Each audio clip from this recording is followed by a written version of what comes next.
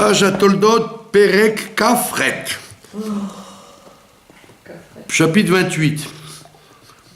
Vaïkra Yitzhak, El Yaakov, Vaïvarech Oto. On a vu que Yaakov, il a pris la bracha à son frère.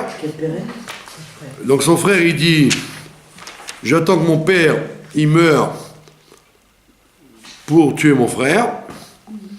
Donc Rivka, elle reçoit le message par Ruach HaKodesh et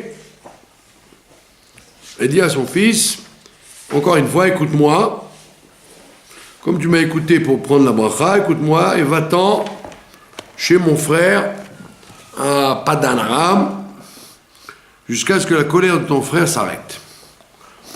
D'accord? Elle lui a pas parlé de se marier. Elle lui a parlé de se sauver. D'accord? Après, qu'est-ce qu'elle fait? Elle va voir son mari, Yitzhak, elle lui dit, oh là là, Katzti bechayai, j'en ai assez de ma vie.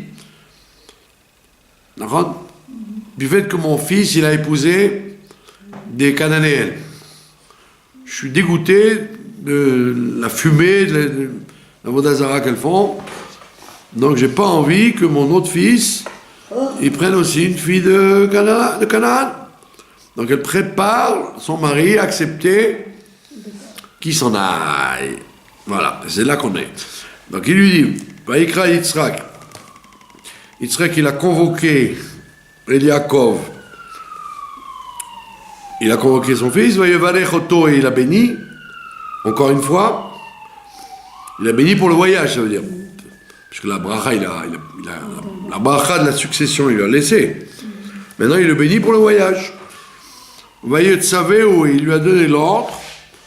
Vaïomerlo, il lui a dit, Lo tikar isha mi benot Kenaan. Je t'en supplie, ne fais pas comme ton frère, ne prends pas une femme parmi les filles de Canaan. Il n'avait pas une mitzvah de ne pas épouser les Cananéennes. C'est pas comme après Matan Torah où un juif il n'a pas le droit d'épouser une Goya. Non, eux aussi ils étaient tous des Bnei Noirs. Ils auraient pu se marier avec les Cananéens. Mais comme ils avaient des mauvaises midot, ils avaient des caractères méchants et égoïstes et idolâtres, donc ils ont pris la coutume de ne pas fréquenter ces gens-là. Donc Yaakov, il aurait pu dire, écoute, c'est un choix. Moi, je ne l'ai pas fait ce choix, laisse-moi tranquille. D'accord? Attendez. C'est carré que, à part Moshe Rabbeinu, qui pouvait prophétiser, réveiller tout à fait normal, la plupart des prophètes, avant lui et après lui, ils avaient besoin d'être dans un état de sommeil, de pesanteur. Ils s'endormaient et c'est là qu'ils voyaient que Dieu leur parlait. Donc il a rêvé, Veine Sulam Mutsa Vartsa. Et voici qu'il voit une échelle, ce qu'on appelle l'échelle de Jacob. Une échelle Mutsa Vartsa plantée par terre. Mais Rosho Magia Shamaima, et la tête de l'échelle arrivait au ciel. Le fameux rêve de Jacob.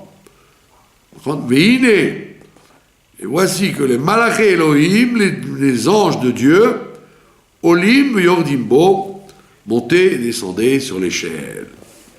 Alors évidemment, cette histoire-là, elle a fait couler beaucoup d'encre. Il y a la plupart des Midrashim nous disent que c'est là qu'on apprend la tfila, que la tfila s'appelle une échelle, que tu montes. Donc il y a soit bien que tu aies l'impression de rester en bas, en vérité quand tu fais comme il faut la tfila, tu montes sur les échelons de l'échelle. Au début, après les Ashrei, les Psukim, après les Brachot, le Krachma, la Tfila, etc. C'est une élévation. Donc il y a des gens qui savent prier et qui montent. Il y en a qui ne savent pas prier, mais ils savent que c'est comme ça que ça marche. Ils se maintiennent. Ouais. Donc ça c'est l'habituel, ce qu'on dit sur l'échelle. Ça correspond à la prière. Mais là il y a un autre enseignement. Il a prophétisé sur les anges qui montaient et qui descendaient, et on dit que parmi les anges, il a vu les 4 galouillottes, Wow. les 4 échelons et les 4 niveaux de la tefila correspondent aussi aux 4 galouillottes. Et il voit que chaque ange, il monte, voilà. L'Égypte va monter, va nous s'écraser, après, hop, l'Égypte va tomber. Après, il voit Babel, ça monte, hop, et ça tombe. Après, il voit les Perses. Après, il voit les Grecs, Yavan. Et après, il voit Rome. Il voit la galoute de Rome. Et là, le Midrash nous dit, il a vu l'ange de Esav monter, mais il n'a jamais vu descendre. Donc c'est très inquiétant, comme on le voit. C'est la galoute de Rome, elle a commencé il y a 2000 ans, et elle ne s'arrête pas. Elle tire en longueur. Et vous avez beau dire, allez c'est fini, allez die, c'est bon. Pas du tout, allez rebelote, encore un petit Esav qui se réveille. Après la guerre, quand il y a eu la guerre, et tout le monde croyait, ça y est, c'est la fin des Esav, c'est obligé que Mashiach revienne.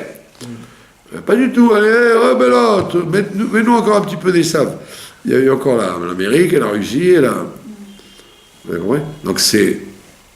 Jacob, il est rentré dans une angoisse de voir que toutes les galouillottes commencent et finissent, et celle de Rome ne finit pas. Et après, on va à la fin de la paracha suivante, dans Ishnach, on te dit qu'Ovadia, il va prophétiser sur la fin de Esav, mais on voit bien que c'est un truc qui traîne en longueur. Ouais. Vous avez compris? C'est comme en mathématiques, en géométrie, vous avez l'asymptote. Vous avez une droite qui rejoint qui rejoint, mais qui n'atteint jamais. Ça s'appelle une asymptote. Pas toujours que une droite rencontre l'autre. Il peut y avoir des cas où la droite, elle descend, elle touche pas. Et vous avez beau encore continuer le processus, ça ne touche pas. Donc, c'est ce qu'il a vu, il a dit. Alors, qu'est-ce qu'on fait? Vous avez compris? Et on voit bien. La Gemara, elle dit Kalou kol hagitzim, tout est passé. Kalou kol hagitzim, je n'ai pas vu. Alors que c'était autant de la Gemara déjà. Ça fait 1500 ans. Mystère et boule de gomme. Bon. C'est pas pour vous enlever le moral. Au contraire, c'est pour dire que sauf ça finit. Au rachat. Donc, Veine Hashem Nitzav Alav, et il te dit Dieu, voici que Dieu, Nitzav Alav, Dieu il se tenait au-dessus de l'échelle. Et Rachid nous réconforte, il nous dit le Shomro, pour le protéger, ça veut dire, c'est vrai que tu vas avoir des galouillottes et des ennemis, mais je serai toujours avec toi. T'inquiète pas. C'est pas que je te laisse tomber. D'accord? Mais comme j'ai mon programme à moi, n'essaye pas de faire les... run comment on dit en français, le bras de fer. N'essaie pas de faire le bras de fer avec moi, je vais gagner de toute façon. Donc laisse-toi aller et confiance. Vayoma. Donc Dieu se tenait au-dessus de lui pour le garder, pour le surveiller. Vayomar, il a dit Ani Hashem. Donc bien que son père lui ait fait la bracha, bien que sa mère lui ait fait la bracha, là c'est directement, pour la première fois dans sa vie, il prophétise. Jusque-là, on l'a jamais vu prophétiser, Yaakov. C'est un gentil garçon, un bon juif, un Talmid Chacham, tout ce que vous voulez, mais jamais il était prophète. C'est là qu'il devient prophète. Dieu lui parle, pour la première fois. Et il lui dit, Ani Hashem, c'est moi l'Éternel. Eloké Abraham, Avicha, le Dieu de ton père, Abraham, Eloké Yitzhak, et le Dieu d'Yitzhak, Haaretz, la terre, Asher ata shochev alea, sur laquelle tu dors, Lecha et nena l'olzarecha, je te la donnerai. D'accord? Donc c'est intéressant parce que c'est là où les musulmans aujourd'hui nous contestent. C'est sur la terre, à l'endroit du Har Moria, qu'aujourd'hui il dit, c'est là qu'il nous a dit la terre est à nous, et c'est là-bas que l'UNESCO et tout le monde dit non, vous n'avez rien à voir avec Jérusalem.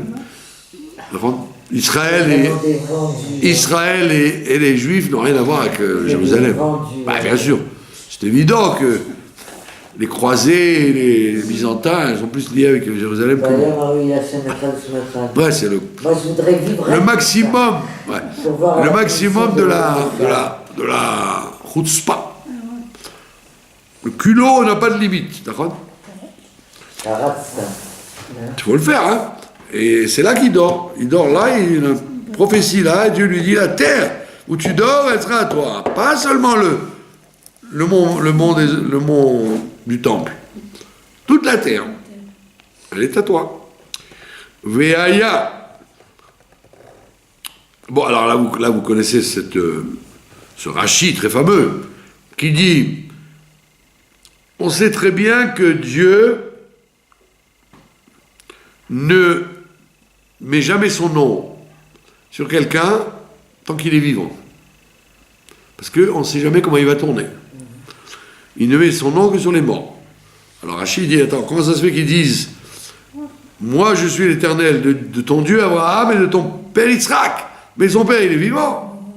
Et qu'est-ce qu'il répond Rachid? Comme il était aveugle, il était comme un mort. Il n'y a plus de Yézéra. Il n'est plus de Yézéra. Donc Dieu peut dire, Yallah, je peux associer mon nom à lui parce que il ne faudra plus. Maintenant, si vous voulez un scoop extraordinaire, on veut. Bah, le scoop, c'est que le rabbi, quand il a eu 60 ans, il a fêté ça, parce que quand on a 60 ans, ça veut dire qu'on a traversé le risque de retranchement, de faute, etc. C'est un premier passage. Évidemment, quand on dépasse 80 et 90 ans, c'est sûr qu'il n'y a plus de jugement. Quand vous regardez comme vous dites, 80 90 ans. Il n'y a plus de jugement, ça veut dire. Je rigole. Non, les gens qui ont dépassé 90 ans, ouais. Après 80, etc., il n'y a plus de jugement, ça veut dire. Waouh. Bah oui, c'est un grand sroute. Donc, quand tu dis 60, déjà, tu as passé un stade jusqu'à arriver à 70. Et donc, le rabbi, à 60 ans, il a fait un grand bringuet. Et il a parlé de ça, justement. Il a parlé de ça. Il a relié ça avec l'âge de Rabbi Yosef, qui a, quand il a eu 60 ans, il a fait un festin, il a dit « J'ai dépassé l'âge du carré. Ça y est, j'ai dépassé 60 ans. » Il a dit ça? Non, il a parlé de ça. Il parlait de ça le jour de ses 60 ans à lui. Attends, mais il donnait cet exemple. Que Rabbi Yosef, il était aveugle, comme Yitzhak, et qu'il pouvait dire ça, parce que il n'avait plus dit ça. Ça veut dire que, bien qu'on dise sur les aveugles qu'ils peuvent avoir ça, mais dans ce cas-là, il était aveugle aux choses de ce monde, plus de ça. Et on a déjà vu ça, c'est pour ça que je dis c'est un scoop, parce que le Rav de Brisk qui dit que de la même façon que Pharaon n'a plus de libre arbitre après la 5e plaie, Dieu lui renforce son cœur et il va jouer avec lui, il va l'empêcher de faire tchouva, il joue avec lui, il n'y a plus de libre arbitre. Le Rav de Brisk dit de la même façon que Pharaon n'a plus de libre arbitre et donc il est un jouet dans les mains de Dieu pour recevoir des coups et qu'on n'espère pas qu'il va changer. De la même façon, Moshe Rabbeinu, il n'a plus de libre arbitre et ne faudra plus. L'un, plus de libre arbitre, il ne va ne faire que fauter, et l'autre n'a plus de libre arbitre, il va faire que faire du bien. Donc c'est intéressant. Que le rabbi à 60 ans, il soit permis de faire ça. Parce que c'est pas, il n'a pas fait ça pour un joli Dvar Torah. C'est qu'il se compare avec Rabbi Yosef, 60 ans, etc., etc. Donc ça veut dire qu'effectivement, il peut y avoir un stade où le tzaddik, il n'est toujours pas mort, et malgré tout, Dieu peut associer son nom à lui parce qu'il ne faudra plus. Sinon, non, sinon il a peur. Sinon, le bon Dieu, il dit, bah, on ne sait jamais, hein. De quoi demain sera fait, j'en sais rien. Voilà. Nous arrêterons là, puisque une paracha extrêmement riche. Je vous remercie de votre attention. Qu'est-ce qu'on ferait ça? Voilà. Donc il dit à son fils, je t'en supplie, donc sur le piston de sa femme, parce qu'elle lui dit, j'en peux plus, Katzti Bechaya, je suis dégoûté de ma vie à cause de mes belles-filles. Je veux pas que mon fils il fasse la même chose, Yaakov, je veux qu'il épouse une femme que nous on veut. Donc il lui dit, Yitzhak, je te donne l'ordre de ne pas prendre une femme parmi les Cananéennes. Et vous voyez bien qu'il y a besoin de donner l'ordre parce que, on va voir par la suite, quand Yaakov il va avoir des enfants, les 12 enfants qu'il a eus, il y a une chita qui dit, une opinion qui dit qu'ils ont tous épousé des Cananéens. Ils sont tous mariés avec des Cananéennes. À part Yosef qui s'est marié avec Asnat. Et Yehuda, il a épousé une Cananéenne. Après, elle est morte. Les autres frères, on ne voit pas qu'ils sont partis quelque part, donc ils ont épousé des Cananéennes. Et c'est pour ça que Rachi, quand il descend en Égypte, il te dit, bah, où elles sont les filles? Où elles sont les femmes? On parle des hommes et des enfants, et où sont les femmes? Elle dit qu'elles sont toutes mortes. Waouh! Ouais. Une chita, elle dit qu'elles sont toutes mortes. Et une autre chita, elle dit, non, ils n'ont pas épousé les Cananéennes. Machloket, Rabbi Nechemia, Rabbi Yehuda. Ils ont épousé leurs sœurs jumelles. Ah. Que chaque enfant de Yaakov, il avait son nez en même temps, les tribus, plus une sœur jumelle qu'ils ont épousée. Et comme on était avant le matin de Torah, ils avaient le droit d'épouser, se marier entre eux, enfin, dans la famille. Comme il a fait Caïn, Abel, tout le monde. Donc il y a 2 chitotes, mais il n'y a aucune chita qui dit qu'ils ont été en dehors d'Israël pour se marier. Donc on voit bien qu'il était obligé de lui donner l'ordre. Sinon, de lui-même, il aurait pu dire, papa, ton fils, il a choisi des tordus. Mais moi, je peux prendre des pas tordus. Des Cananéennes pas tordues. Et on voit que non, il lui dit, je ne veux pas que tu prennes une fille parmi les filles de Canaan. Koum, lève-toi, l'Ech Padenara va en Babylonie là-bas, là, le pays de ton grand-père et de ta mère, Beita Bethuel, dans la maison de Bethuel. Qui c'est Bethuel? Avi Mecha, le père de ta mère. Vekach Lecha, et prends pour toi, Misham, de là-bas, Isha, une femme, mi benot Lavan, parmi les filles de Lavan, Achi Imecha, le frère de ta mère. Donc il lui précise bien qu'il va épouser ses cousines en fait. C'est des mariages consanguins qu'ils ont fait tous. Abraham, Sarah, Yitzhak, Rivka, Yaakov, Rachel, Léa, c'est que des cousins et des cousines. Et à ce moment-là, il lui donne une autre bracha, la bracha du voyage. Ve'el Shaddai yevarech otcha. Et le Dieu Shindalet Yud, ça veut dire ce qui est écrit dans les Mezuzot. Sur les Mezuzot, il y a ce nom-là. C'est le nom de Dieu protecteur. Shaddai. Chez les Séfarades, quand un enfant y tombait, les mères disaient ah Shaddai. Pourquoi Shindalet Yud? Parce que le nom de Dieu qui protège des ennemis, c'est pour ça qu'on l'accroche, on l'inscrit sur la mezouza pour laisser les ennemis dehors. Comme dit le Midrash, Shaddai c'est la chonne Shed Dai. Toi le démon, Dai, ça suffit, ne rentre pas. Donc c'est un prénom protecteur contre les chutes, contre les mauvaises rencontres, etc., etc. D'ailleurs, les séfarades, ils avaient l'habitude, chez les bijoutiers, d'acheter un khamsa, une main. Une main. C'est pas les Arabes qui ont inventé ça, c'est le judaïsme. La main, c'est-à-dire le He, la lettre He du nom de Dieu. Et dans le khamsa, il y a écrit Shaddai. D'accord ? C'est pour ça que c'est un problème de rentrer aux toilettes avec ça, quoi. Ou à la plage, etc. Il faut. Ouais. Mais on voit bien que c'est venu de là. Elle, c'est le nom de Dieu qui est bon. Shindalet Yud, c'est le nom de Dieu qui protège, parce qu'il en aura bien besoin. Et Yaakov, avec toutes les rencontres qu'il va faire quand il va arriver là-bas. Yevarech otra, il va te bénir. Veyafrecha, il va te faire fructifier. C'est intéressant d'ailleurs de dire que prix et fruit, ça se ressemble étymologiquement. Fruit. Il va te faire fructifier. Veyarbecha, il va te faire être très nombreux.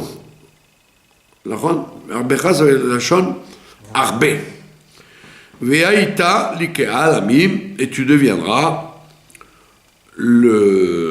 tu auras une communauté de peuples. Comme on voit que les 12 fils, ça va être des tribus énormes au niveau chiffre. Quand on voyait qu'ils sont sortis d'Égypte, ils étaient pratiquement 6 millions. À l'époque, 6 millions, c'était beaucoup. Vous voyez la population en Europe au Moyen-Âge, il paraît qu'il y avait 40 millions de gens dans toute l'Europe. Wow. En Europe, hein. En plus, ils ont été tués par la peste noire. Aujourd'hui, on est 7 milliards, 8 milliards. Mais à l'époque, un pays qui avait 4-5 millions d'habitants, c'était un grand pays, quoi. Donc, s'ils sont sortis à 6 millions, ça veut dire que c'était un énorme potentiel. Ve'itel lecha et birkat Avraham, et il te donnera la bracha d'Abraham. Tu aurais pu dire, la bracha d'Abraham, peut-être elle est passée chez Ishmaël, ou elle est passée chez Esav. Non, elle passera chez toi. Birkat Avraham, lecha pour toi, ou les aracha itach, et pour tes descendants avec toi. Les richtecha, pour que tu hérites, et teretz megurecha, de la terre de tes. Megurecha, ça veut dire la chose guerre, la terre où tu es étranger. Alors, pour l'instant, on est étranger sur cette terre, bien qu'on ait la promesse qu'elle nous appartiendra un jour, mais jusqu'à l'arrivée de Yoshua à la conquête, la terre ne nous appartient pas. Mais après, elle nous appartiendra tout le temps. Amen. N'en déplaise aux musulmans et aux chrétiens qui veulent pas qui disent qu'on est. qui disent que même Jérusalem ne nous appartient pas. L'absurde. Hein. Donc il dit, cette terre où on est étranger, elle t'appartiendra. Asher Natan Elohim, les Abraham, que Dieu, cette terre que Dieu a donnée à Abraham. Voilà, donc il fait une bracha très, très copieuse à son fils. Comme le rabbi dit tout le temps, il y a beaucoup de gens qui adorent se flatter de leurs origines. Hein? Ouais. Descendre de celui-là, descendre de celui-là, descendre de celui-là. Et le rabbi dit toujours le plus grand ichous que les juifs ils ont, c'est de descendre d'Abraham, Israël et Jacob.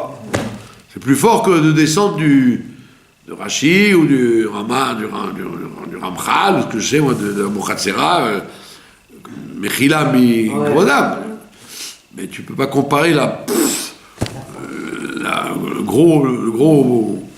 le béton de descendre d'Abraham, Israël et Jacob. Le trésor. Il y en a, ils disaient, moi je descends de trucs, l'autre il a dit, moi je descends d'Abraham, Israël et Jacob. Et, comme si c'était rien. Mais c'est beaucoup plus fort. Wow. Parce que la bracha d'Abraham, Israël et Jacob, tu as les trois, tu prends les trois en même temps, tu peux tout faire, quoi. D'accord? Voilà, donc le rabbi dit en plus que le guerre, lui, c'est encore plus que le yichus du guerre, c'est Dieu lui-même. Le père du guerre, c'est pas ni Abraham, ni Israël et Jacob, c'est Dieu lui-même. C'est encore plus fort que les autres juifs normaux. Donc tout le contraire de ce que les gens y pensent. Voilà. On arrive au Chevilly, la 7e montée, et on va voir le départ de Jacob pour un long voyage de plusieurs années. Vaishlach Yitzhak. Yitzhak a envoyé, c'est-à-dire qu'il a envoyé en mission. Vaishlach, c'est la shon shlichut. Vous avez deux façons dans le mot Vaishlach. Ou Vaishlach ou Vayeshalach. Vayeshalach, ça veut dire il le renvoie. Renvoyer quelqu'un. Et Vaishlach, ça veut dire envoyer quelqu'un. Il y a une différence. Quand je renvoie quelqu'un, ça veut dire que je lui dis ne reviens plus. Va-t'en. Alors quand Vaishlach, c'est que je l'envoie en mission. C'est-à-dire qu'il est toujours lié à moi, mais il est loin. D'accord? Donc, Yitzhak a envoyé en mission et Yaakov. Vayeler Padan Aram, et il est parti dans la direction de Padan Aram. El Lavan, comme lui a dit son père, chez Lavan, son tonton, Ben Betuel Arami, Achi Rivka, le frère de Rivka, et Yaakov et Esav, et qui est en même temps la mère de Yaakov et Esav. Et Rashi, évidemment, il saute sur le passouk et il te dit « Je ne sais pas à quoi sert ce verset. Qu'est-ce que tu m'apprends? Je le sais déjà. Tu me répètes encore comme si j'étais un demeuré mental qui sait Rivka et qui sait Lavan et quelle est la mère de... » Rashi, clair, d'entrée de jeu, il te dit « Je ne sais pas à quoi sert ce verset. » Rashi dit? Ouais, Eni Yodea, ma melamdenu. Rachid dit, je ne sais pas ce que ça vient nous apprendre. D'accord? Bon, alors il y a des mefarshim, parce que Rachid lui-même, il a plein de commentateurs. Rachid, c'est l'un des commentateurs les plus commentés. Waouh! Ah oui.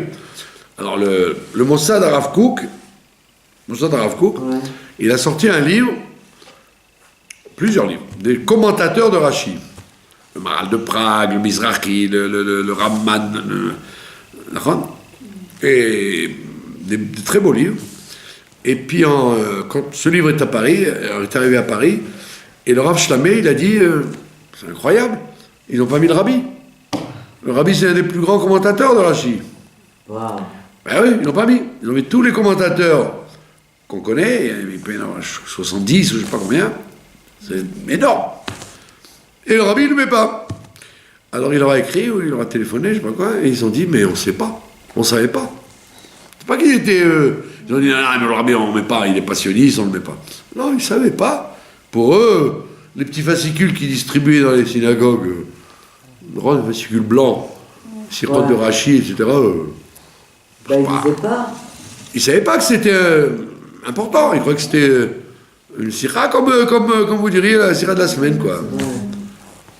Et il leur dit pas du tout. Il y a des explications du Rabbi sur Rachi qui révolutionnent tout. Wow. Et qui répond au Maral de Prague, à plein de commentateurs. Oh là là, je me rends pas compte de la D'accord. Donc là, Rachi te dit, je ne sais pas pourquoi il a écrit ça. Et les commentateurs de Rachi disent, il sait pas. Mais en vérité, il y a beaucoup de raisons pourquoi il a écrit ça. Pour dire, par exemple, que toi, je t'envoie en mission là-bas, et tu vas me dire, mais papa, sois gentil, si c'est pour faire le même bide que toi tu as fait avec ta femme, d'avoir un Esav comme fils, j'ai pas envie de prendre ce risque. Qu'est-ce que tu me proposes? Tu sais quoi, j'ai bien réussi mon zivoug avec ta mère, vas-y toi aussi, va chercher une femme. Il dit, eh ben, si c'est le même coup, que je vais me trouver avec des enfants voyous comme Esav, et des enfants sadiques comme moi, peut-être c'est pas une bonne idée d'aller là-bas. C'est pour ça qu'il lui dit, malgré le fait que, tu as bien vu mon expérience, ta mère Rivka, la pauvre, elle a eu un fils tordu, parce qu'elle vient d'un milieu tordu, il dit, toi tu échapperas à ça. Tous tes enfants, ils seront bien. D'accord ? Bien que, alors on va voir qu'ils sont pas tellement glattes, avec ce qu'ils ont fait avec leur père, etc., pendant 20 ans. Mais proportionnellement, c'est moins grave que ce qu'a fait Esav. D'accord? Eux aussi, ils ont voulu tuer leur frère, comme Esav. Ah ouais. C'était pas mieux fait, hein, leur histoire. C'est-à-dire le petit coup n'était pas encore fait. Bien sûr. Donc on voit que Rachi dit je ne sais pas, parce que dans le pshat, c'est vrai que ça sert à rien de me répéter que Rivka, c'est la mère de Yaakov et Esav, etc. Mais dans l'allusion, on peut comprendre. Et c'est comme ça qu'il explique le Ramban, le Maharal de Prague, le Maskil David, le Rabbi. Il y a plein de commentateurs qui disent que ce Rachi, en vérité, on comprend que Rachi dise ça, mais en vérité, on peut expliquer pourquoi ce verset a dit ça. Pour nous rassurer sur le fait que Yaakov, il ne va pas tomber sur des femmes qui vont lui amener des enfants tordus. Il y a Esav. Alors à ce moment-là, Esav qui n'était pas... Il fait le malin, Esav. Il joue les gros bras. Mais c'est un pauvre type, en fait. Esav, il n'a aucune personnalité. Il fait que ce que l'ambiance lui dit de faire. C'est un gauchiste.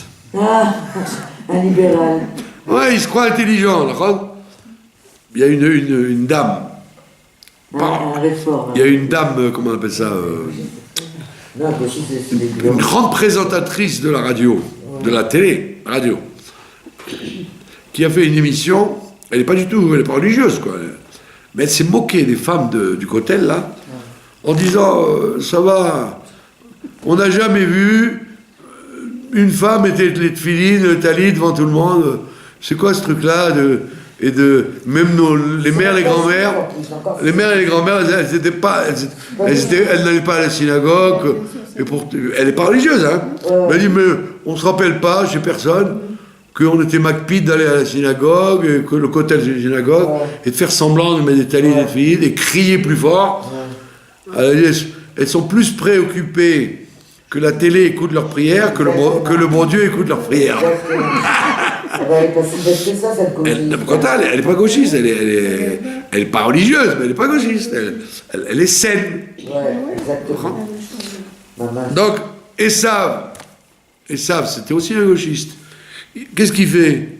Vaillard Esav, il a vu que son père a béni son frère, donc il est mort de jalousie, parce qu'il se dit, avec tout ce que je fais avec mon père, je lui lave les pieds, je m'occupe de lui jour et nuit, et jamais il me bénit. Jamais il me fait ce le piston qui fait avant notre frère. C'est bizarre. Mais ça, alors, comme ça lui fait de la peine, qu'est-ce qu'il a fait? Veshilachoto padena aram, et que il a vu que son frère a été envoyé en Babylonie, la kachatlo misha pour aller prendre une femme. Qu'est-ce qu'il a fait? Bevarchoto, quand il a béni, vayotsav alav lemor lotika risham ibnoti Canaan, et il a vu, il a entendu, parce qu'il parlait avec sa mère, il parlait avec son père. C'est pas qu'ils étaient fâchés. Quand il voit son frère partir,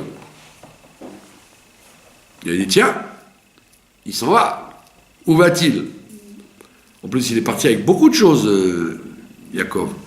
C'est après qu'il va se faire attaquer par son fils. Mais sinon, il avait comme Eliezer, il avait de l'argent et des chameaux, etc. Donc il dit ah, où il va? C'est un long voyage, ça. Alors sa mère lui dit, ton père, il a donné une bracha pour pas qu'il reste là, pour qu'il se marie là-bas. Donc qu'est-ce qu'il fait? Vaishma Yaakov. Donc la Torah va nous raconter que Monsieur Esav, comme il n'aime pas faire de la peine à son père, et qu'il a compris que ces femmes, elles ne plaisent pas à son père et à sa mère, alors lui aussi, il va prendre d'autres femmes, pour montrer... moi aussi, je suis comme mon frère. Par contre, il imite ce que font les autres, quoi. C'est pas qu'il dit à son père, à sa mère, écoutez, c'est mon choix. Vous êtes des dociles. Moi, je suis libre. Je fais ce que je veux. Je suis pour la liberté. Donc, j'ai épousé des femmes comme je veux. Et encore, soyez content que je ne sois pas un homosexuel. Oui. Il aurait pu être homosexuel aussi, ça. Non, je suis quand même organisé. Je suis un homme à peu près normal. D'accord? Ishma, Yaakov, et Yaakov il a entendu, et Aviv il a écouté son père, ça veut dire, comme on a vu plusieurs fois, Ishma, ça ne veut pas dire seulement écouter, ça veut dire accepter, comme dit l'Onkelus. Il dit Kabil, il a accepté ce qu'a dit son père. Il aurait pu dire. Comme Manasseh Nishma, ça veut dire ils ont accepté. Voilà, c'est pas le tout d'entendre. Il faut accepter. Il y a des gens qui vous écoutent très assidûment, mais qui n'acceptent pas du tout ce que vous dites. Mais ils sont bien élevés. Ils vous disent pas, oh, laisse-moi tranquille, tu m'intéresses pas. Non, ils vous écoutent. Ah oui, bien sûr. Bien sûr. Ah oui. Ah bien sûr, oui. Et puis après, quand ils ont fini, il n'y a aucun gramme qui est passé, quoi. Il y avait un jour à Paris, il y avait un monsieur comme ça, très assimilé. Très gentil, il aimait beaucoup la communauté et tout, mais il était marié avec une non-juive, assimilé, il mangeait taref, il faisait pas Shabbat, rien du tout. Et on l'a emmené chez le rabbi avec nous. Et il était en Yechidout pendant une demi-heure presque. Une demi-heure, le rabbi a parlé avec lui. Et le rabbi a fait comprendre qu'il fallait qu'il commence à faire le mitzvot, un peu de Shabbat, un Shabbat vraiment, pas seulement aller à la synagogue, mais faire le kiddush, fermer le magasin, plein de trucs, le rabbi lui a dit. Et puis voilà, il sort, après une demi-heure, on dit, waouh, une demi-heure, c'était chaud. Et qu'est-ce qu'il répond? Oh, le rabbi est un homme charmant. Le rabbi est un homme très charmant. Alors on lui dit, alors d'accord, il est charmant, et alors, c'est vraiment un homme charmant. Il n'a même pas compris qu'est-ce qu'il veut chez moi. Il écoutait le rabbi comme on écoute la télé, puis on change de chaîne, quoi. Donc c'est pour ça qu'il te dit, Vaishma Yaakov, c'est pas qu'il a simplement entendu ce que son père lui a demandé. Vaishma, il a écouté, il a accepté ce qu'il lui a dit. Vaishma Yaakov el Aviv, Ve'elimo, il a écouté son père et sa mère, Ve'yeler Padena Aram, et il est donc parti à Padan Aram. Vous auriez pu dire, mais attends, son père et sa mère, mais c'est pareil. Si je dis il a écouté son père, il a écouté sa mère, parce que c'est la même chose. Pourquoi il dit son père et sa mère? Parce que justement, sa mère, elle lui a dit, sauve-toi. Elle n'a pas dit, va te marier. Elle a dit, sauve-toi, j'ai mon frère. Son père, il lui a dit, Il lui a pas dit sauve-toi, il a dit va te marier. Donc il a écouté son père et sa mère. Ça veut dire, mission de se sauver, tant que Esav il est chaud et qu'il risque de le tuer.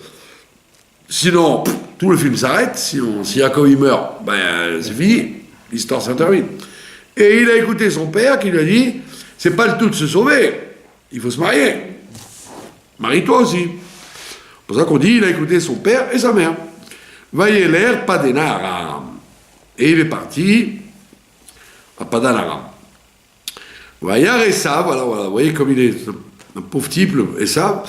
Vayar Esav, Esav il a vu qui Raot Benot Canaan, qu'elles étaient mauvaises, les filles de Canaan, Be'ene Yitzhak, à vivre aux yeux de son père, pas aux yeux de sa mère, on a dit son père. Sa mère, il n'y a pas un grand cavote de sa mère, mais il y a un grand cavote de son père. Donc ça, que sa mère, elle pleure tous les jours à cause des encens, mais comme elle a dit, j'en peux plus de ma vie avec ces filles-là, hein, ça l'a pas dérangé. Mais que son père, il aime pas ça, là, ça l'a dérangé. Donc on va dans le Chinour, par exemple, dans le Chinour, malheureusement, vous voyez par exemple, le père ou la mère, ils ont un très bon rapport avec leurs enfants, mais l'autre conjoint, pas du tout. Moi je connais des enfants, donc les parents sont très religieux, les enfants, ils ne font rien. Alors, je me suis posé la question, pourquoi ils font rien? Les parents s'entendent, l'ambiance de la maison, elle est Torah mitzvot, pourquoi les enfants ne font rien?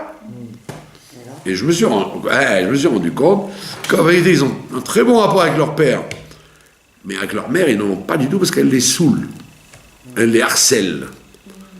Le seul rapport qu'elle a avec ses enfants, tu as fait le birkat, tu as fait le kretschma, allonge ta jupe. Mais la mère, c'est l'éducation.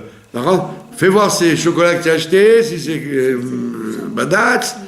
Tout le rapport avec leur mère, c'est un rapport de prison, quoi. Dès qu'ils rentrent, tu as fait mincha, regarde tes bas, ils sont trop courts, enfin, que des relations de prison. Se tenir bien. Donc ils en ont eu marre bien qu'ils aiment leurs parents, mais ils ne veulent pas que leur mère les saoule. C'est terrible, hein? Et moi j'ai parlé avec la maman plusieurs fois. Elle veut rien entendre. Elle est persuadée que c'est ça l'amour de la. Alors que c'est pas vrai. Avant d'être une éducatrice, soit une mère. Demande-leur s'ils ont froid, s'ils ont chaud, s'ils veulent une soupe, s'ils veulent des merguez, ou ce que je sais moi, une omelette au fromage. Fais-leur plaisir. Pas que de la relation vis-à-vis de Dieu. Bon, par contre, ça doit venir en douceur, et en plus, ça doit être naturel. Parce que les enfants, ils vont faire ce que les parents ils font. Si le père, il mange pas du lait et de la viande, il n'y a pas de raison qu'il aille manger en burger cheese. Donc, qu'est-ce que les parents, les enfants, ils retiennent? C'est comme les avdil avec Dieu, avec le bon Dieu. Si le bon Dieu, il s'était contenté de donner des ordres, faites Shabbat, les 10 commandements, etc. Mais que, d'un autre côté, ni il s'occupe de nous guérir, ni il s'occupe de nous soigner, ni il s'occupe de nous donner à manger, il nous pourrit la vie dans tout, et il lui demande Torah mitzvot. Bon, il y a plein de gens qui auraient dit salut, hein? Donc si tu comprends que Dieu, comme on dit dans les soirs de Pessah, il a ouvert la mer Rouge, il a frappé les Égyptiens, il nous a donné la manne, il nous a rendu riches, toute la liste du soir du Seder, c'est pas il nous a donné des ordres. Au contraire, il nous a fait du bien. Comme dit le Baal Shem Tov, si tu veux faire des remontrances à quelqu'un, fais-lui d'abord du bien. Si tu lui as fait du bien dans ce dont il a besoin, matériel ou spirituel, si tu l'as aidé, etc., après, tu peux lui dire, tu sais quoi, essaie de faire Shabbat, essaie de faire truc. Mais sinon, ma piton, il n'y a que le Shulchan Arour. Avant le Shulchan Arour, il y a les êtres humains. D'accord?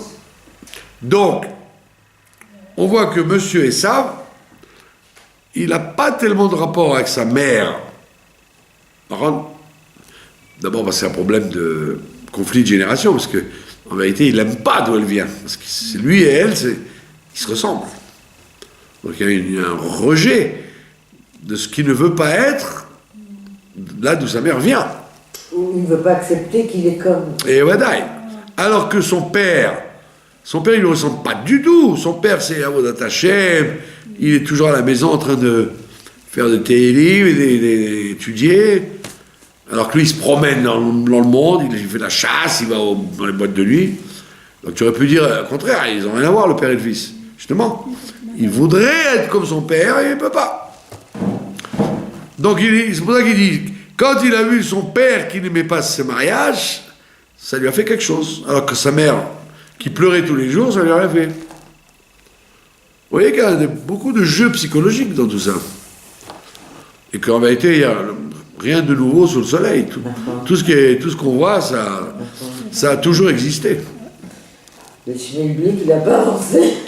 Ben, ouais. Non, le chemin biblique a avancé, mais c'est toujours les mêmes cycles et les mêmes images psychologiques qui reviennent depuis Adam Arishon.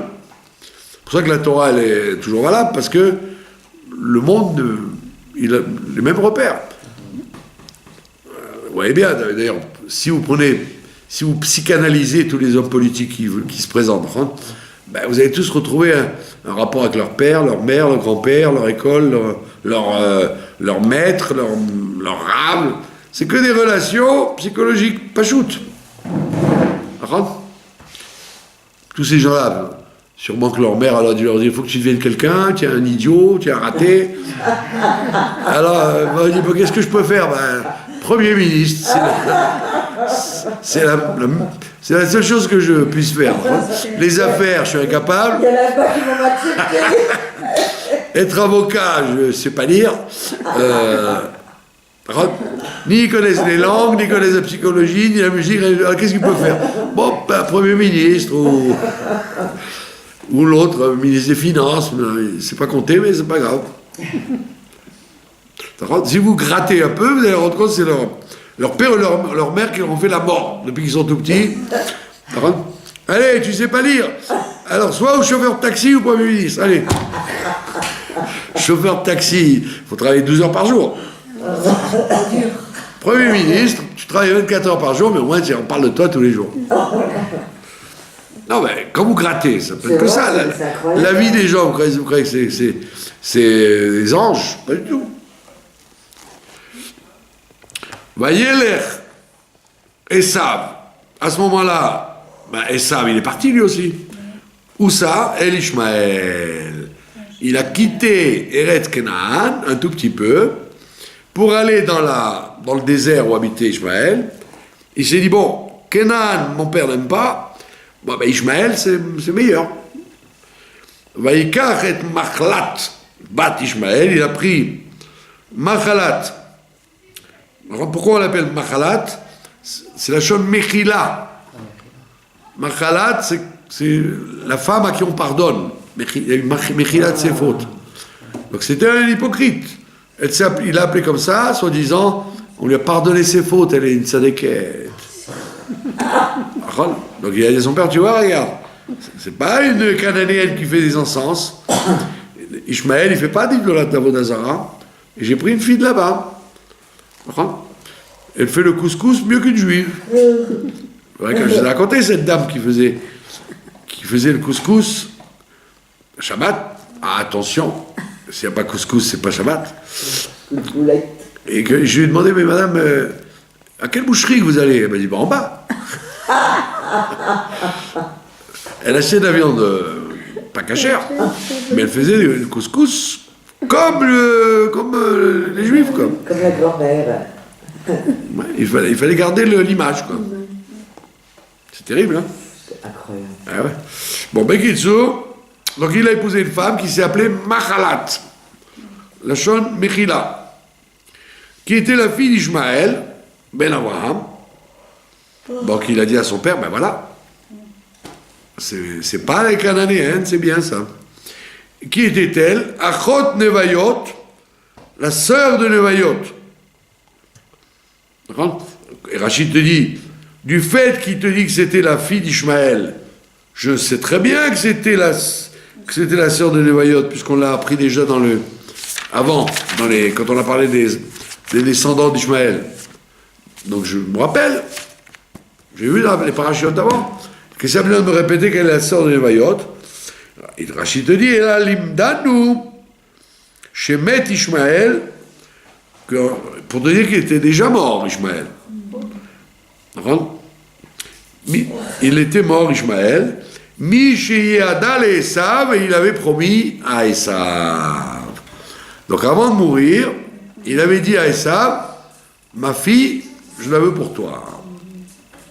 Comme Esav, il était un peu embêté de voir qu'il était un peu rejeté de la famille d'Abraham, il s'est dit, pour me raccrocher à la famille d'Abraham, ben, je vais me raccrocher avec Esav. C'est bon. Nous, on connaît maintenant que tout ça, c'est pas dans la bonne ligne. Mais à ce moment-là, il ne pouvait pas savoir. Il ne pouvait pas savoir. Dans chaque famille, comme les enfants de David, ils ne pouvaient pas savoir qu'ils allaient mal tourner. Ils croyaient qu'ils allaient être le roi et qu'ils allaient être l'héritier du trône. Et bien vient le prophète Nathan et il dit non, il n'y a que Shlomo qui sera le vrai successeur de David et qui construira le temple. Mais les autres, ils étaient sûrs que c'était eux. Vous ne pouvez pas savoir quand vous ne connaissez pas la fin de l'histoire. Nous, pour nous, ça nous semble évident, mais eux, non. Donc, il avait promise la fille d'Ishmaël, avant de mourir, il avait promis à Esav. D'accord? Ben Bat Ishmaël, Ben Abraham, Achot Nevayot, Al Nashav, il les a prises, en plus de ses femmes. L'Oleisha. Pour te dire qu'il n'était pas du tout tzaddik, mais ça. Si vraiment ça déplaisait à son père, il aurait dû divorcer des Cananéennes et prendre celle-là. Non, il a pris en plus. Quand il croit, il a cru que son père allait dire ah, tu m'as consolé, en plus des ordures que tu as pris une bien. Ok. Donc vous voyez que c'est un personnage, un pauvre type, quoi. Il fait parce que qu'est-ce que pensent les autres. Et là, en l'occurrence, son père. C'est l'origine des gauchistes, qui ne font que comment le monde va les considérer. Ouais. Alors, être bien. Ça veut dire quoi? Ils ont un complexe d'infériorité? Exactement. Et ils sont racistes. Parce que si tu veux absolument te débarrasser des Palestiniens, comme il disait Barak, eux là-bas et nous ici, c'est-à-dire que tu peux encore moins les voir que les gens du Likoud. Les gens de droite, ça ne dérange pas les Arabes. Après, ils travaillent avec eux et tout. Les gens de gauche, ça les dégoûte. Comme il a fait Ben-Ari, le coup de Ben-Ari, d'amener les Éthiopiens dans la piscine. Ah, vous aimez beaucoup les Éthiopiens, mais quand ils habitent au sud de Tel Aviv. Et s'ils habitent chez vous, d'accord? Voilà. On a fini Toldot. Et on passe à Vayetse. Vayetse Yaakov, mi Be'er Shava. Yaakov est sorti de Beersheva, d'accord? Vayelech Harana, il est parti à Haran, comme c'était dans la paracha d'avant. Évidemment, Rachid dit que ça veut dire qu'il est sorti, on le sait qu'il est sorti, puisque tu me dis qu'il a été à Haran. Pour qu'il aille à Haran, il faut bien qu'il sorte de Beersheva. D'accord? Et il est parti à New York, et il a quitté Tel Aviv. Ben, j'ai compris qu'il a quitté Tel Aviv, s'il est parti à New York. Il ne peut pas chevaucher à deux Khatounot. D'accord? Vous connaissez l'histoire de Jésus. Il y avait c'est une blague, en réalité, c'est pas une blague. Ah oui. Pas une blague. il y avait... Allez voir si j'y suis. Ouais, Jésus il dit, il va aller voir si j'y suis, et il y était. Alors toujours il rigole. En vérité, on a vu ça l'autre fois. Quand Mashiach viendra, on sera en même temps dans un endroit et en même temps dans un autre. On pourra fusionner les contraires. Waouh. On ne sera pas limité par... Et voilà, on sera plus limité par les quatre... temps. Voilà, le temps et l'espace. Oui. Mais à ce moment-là, c'est pas le moment. À ce moment-là, on te dit, sois gentil, s'il a quitté Beersheba, par contre, s'il est arrivé à Haran, c'est qu'il a quitté Beersheba. Et donc Rashi dit, donc pourquoi il a écrit il a quitté? Alors, c'est le grand Rashi connu qui dit que quand un tzaddik, il est dans une ville, il y a une lumière dans la ville. Pourquoi les rabbis chassidiques, on leur donne un nom? Berditchev, Lublin, Karlin, parce qu'ils habitaient dans cette ville-là. Les gens ils croient que c'est le nom de famille presque. Pas du tout. C'est parce que c'était il donnait la lumière à la ville. Rabbi Nachman de Breslev, il ne s'appelait pas Breslev. Comme il a mis la lumière là-bas, on lui donne ce nom-là. Donc Rachid te dit, comme Yaakov, il donnait la lumière à la ville de Beersheba, dès qu'il est parti, ça s'est ressenti.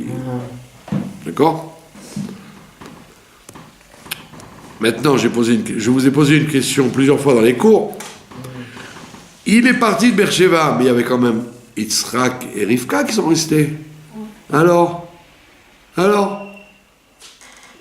en vérité, maintenant c'est lui le Gadolador. C'est lui qui mène la lumière. Donc son père et sa mère, ils sont en quelque sorte devenus des deuxième rôle. Ils sont là, ils vivront encore longtemps, mais ils ne sont pas importants comme lui. La caméra, elle est sur lui maintenant. C'est un nouveau chapitre. Voilà. Comme avec Yosef. On va parler de Yosef plus tard. Et Jacob, il est encore vivant. Et même Yitzhak, il est encore vivant. Et pourtant, on s'intéresse qu'à Yosef. Parce que là, ça y est, le film est sur lui maintenant. Ouais. Les Avdil, c'est comme un président qui démissionne ou qui prend sa retraite. Il y en a un autre. Et l'autre, on ne s'occupe plus de lui. Mais il est encore là. Il est encore là. Mais ça ne nous intéresse plus. Il n'est plus en fonction. Vous avez compris? Voilà, donc, quand il a quitté Beersheba, la lumière est partie de la ville. Quel âge avait-il? 63 ans. Alors, comme on l'a dit, ils ont reçu les brachot à 63 ans. Vaïfga Bamakom, il a rencontré l'endroit. Quel endroit? Eh bien, c'est le fameux endroit dont on a parlé au moment de la Kedat Yitzhak, quand on a dit que Abraham, il a vu l'endroit. L'endroit, c'est l'endroit du Beth Amikdash. C'est le Har HaBayit qu'on appelle l'endroit. Donc, en venant de Beersheba, il est arrivé ici au Har HaBayit. D'accord? Vayalen Sham, et il a dormi là-bas, qui va à Shemesh. Alors que le soleil se couchait,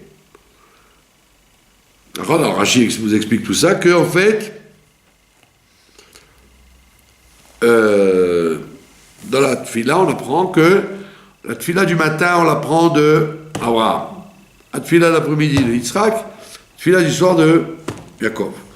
Or, on voit qu'on peut prier la prière du soir avant la nuit. Dans beaucoup d'endroits, surtout quand la nuit tombe tard, les gens prient Mincha et Arvit en plein jour. Alors, Mincha, je comprends, mais Arvit, parce que justement, on apprend de là.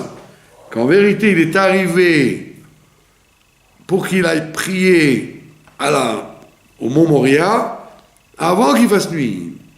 Qui va à Shemesh, parce que le soleil allait se coucher, ça veut dire qu'il faisait encore jour. Et c'est de là qu'on apprend qu'effectivement, la tfila d'Arvit, elle n'est pas liée avec la nuit spécialement, c'est la tefila du soir, même s'il ne fait pas nuit. Vaïkar m'est amené à Makom, et il a pris des pierres de l'endroit. Vaïasem Merachotav, et il les a mises comme oreiller, pas très confortable, pour dormir. Vaishkav Bamakom, et il s'est couché à cet endroit, à où? À cet endroit là. Bon, évidemment, le Midrash vous dit que tout ça, c'est pour qui? Pour l'obliger à dormir à l'endroit du Beth Amikdash. D'accord? Vayachalom, et il a rêvé. Et évidemment, ce n'était pas un rêve de l'estomac. Un rêve, des rêves, quand on a trop mangé ou mal mangé, etc., on fait des cauchemars ou des rêves. De la peur. Ouais, non, c'est un rêve prophétique, comme il dit Rambam, dans le guide